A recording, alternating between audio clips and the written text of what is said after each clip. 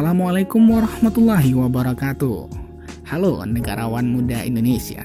Kali ini kita akan membahas tentang KD 3.2, menelaah makna, kedudukan, dan fungsi Undang-Undang Dasar Negara Republik Indonesia tahun 1945 serta peraturan hukum lainnya dalam sistem hukum nasional. Nah, kali ini pertemuan pertama kita akan membahas kedudukan dan makna pembukaan Undang-Undang Dasar Negara Indonesia tahun 1945. Mari kita simak bersama. Pengertian UUD Negara Republik Indonesia tahun 1945. Pengertian kata Undang-Undang Dasar menurut UUD NRI tahun 1945 mempunyai pengertian yang lebih sempit daripada pengertian hukum dasar, karena yang dimaksud Undang-Undang Dasar adalah hukum dasar yang tertulis, sedangkan pengertian hukum dasar juga mencakup hukum dasar yang tidak tertulis. Nah, apa itu hukum dasar tertulis dan tidak tertulis? Nanti akan kita bahas bersama. Kalau berbicara Undang-Undang Dasar, kita berbicara juga tentang konstitusi.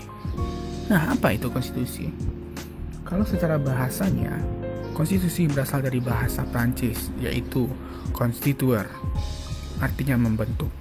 Adapun dalam KBBI, konstitusi adalah segala ketentuan aturan tentang ketatanegaraan. Dengan demikian, konstitusi adalah hukum dasar yang dijadikan pegangan dalam penyelenggaraan suatu negara. Nah, di Indonesia, konstitusi itu lebih dikenal dengan Undang-Undang Dasar Negara Republik Indonesia tahun 1945. Konstitusi atau hukum dasar itu terbagi menjadi dua.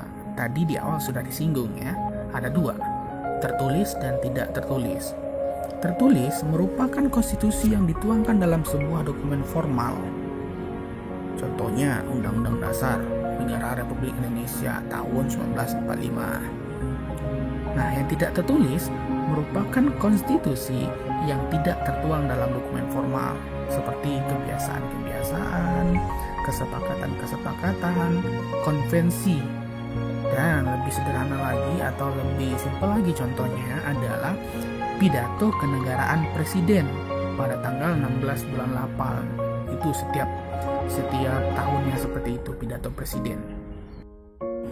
Selanjutnya masuk kita kepada kedudukan pembukaan Undang-Undang Dasar Negara Republik Indonesia tahun 1945. Kedudukan berarti posisi atau tempat. Nah, secara kesimpulannya dapat kita poinkan beberapa sebagai berikut. Yang pertama, pasal-pasal dalam Undang-Undang Dasar Negara Republik Indonesia tahun 1945 merupakan penjabaran dari pembukaan UUD NRI tahun 1945.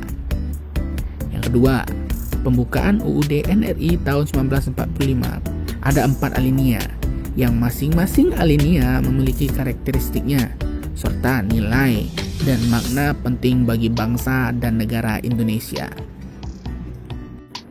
Poin yang terakhir adalah nilai-nilai bersifat universal dan lestari.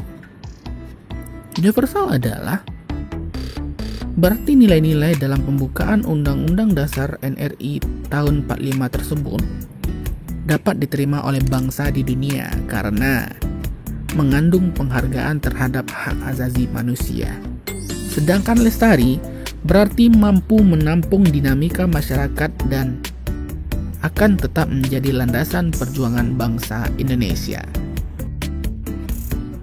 Selanjutnya kita masuk hubungan antara pembukaan UUD NRI 1945 dengan proklamasi kemerdekaan Indonesia.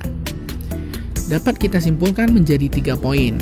Poin yang pertama, pernyataan kemerdekaan disebutkan kembali pada alinea ketiga pembukaan UUD NRI tahun 1945 yang bunyinya, atas berkat rahmat Allah yang Maha Kuasa serta dengan didorongkan oleh keinginan luhur supaya berkehidupan kebangsaan yang bebas, maka rakyat Indonesia menyatakan dengan ini kemerdekaannya.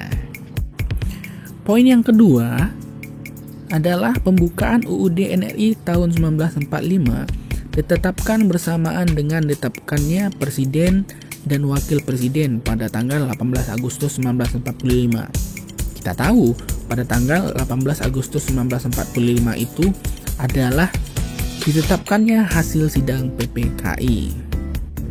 Poin yang terakhir, pembukaan pada hakikatnya merupakan pernyataan yang terperinci dari adanya cita-cita luhur bangsa Indonesia. Nah, apa itu cita-cita luhur bangsa Indonesia? Yaitu ada 5: merdeka, bersatu, berdaulat, adil, dan makmur. Kita masuk bagian yang terakhir, yaitu makna alinea pembukaan Undang-Undang Dasar Negara Republik Indonesia tahun 1945. Alinea pertama. Makna alinea pertama ini lebih kepada menunjukkan keteguhan dan tekad bangsa Indonesia untuk menegakkan kemerdekaan dan menentang penjajah. Karena pada alinea pertama ini terdapat kata-kata bahwa kemerdekaan itu ialah hak segala bangsa dan penjajahan di atas dunia harus dihapuskan.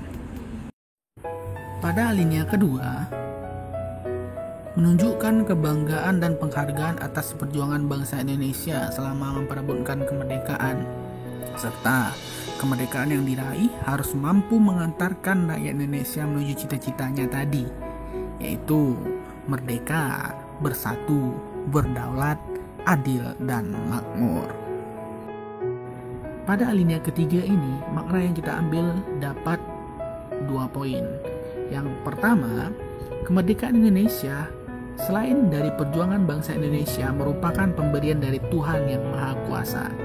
Yang kedua, kemerdekaan Indonesia didapat karena adanya keinginan luhur bangsa Indonesia supaya berkehidupan yang bebas, yang merdeka tadi.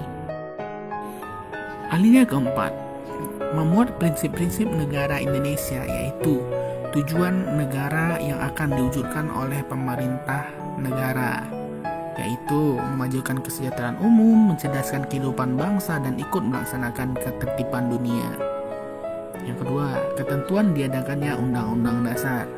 Yang ketiga, bentuk negara, yaitu bentuk republik yang berkedaulatan rakyat. Selanjutnya yang terakhir, ada dasar negara, yaitu Pancasila. Sekianlah materi kita pada kali ini. Semoga apa yang disampaikan tadi Ananda dapat memahaminya dengan baik dan mempelajarinya berulang-ulang dan ulang. Oke, sampai jumpa pada materi selanjutnya. See you and keep spirit. Tentunya selalu tersenyum. Dadah.